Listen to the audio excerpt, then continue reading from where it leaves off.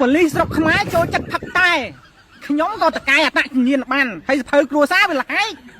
ហើយក៏សួរអាចដូនមួយវាធ្វើខាងប៉ូលីសហើយក៏ទៅសួរវាថាប៉ូលីសបកសិនគេកាយហើយគេត្រូវកាយខ្លា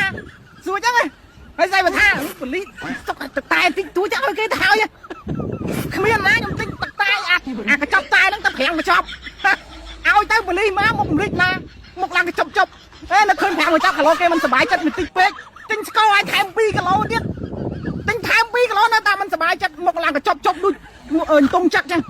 មានណាខ្ញុំអស់ចិត្តទេគីឡូគេអន់ចិត្តអីគីឡូគេលេងផឹកតែគាត់ទៅទិញកាហ្វេម្ដង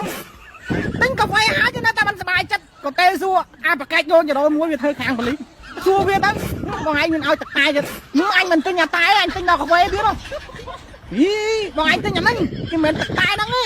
អាតតែញាត់កប៉ៅខ្ញុំតែជួបវាមិន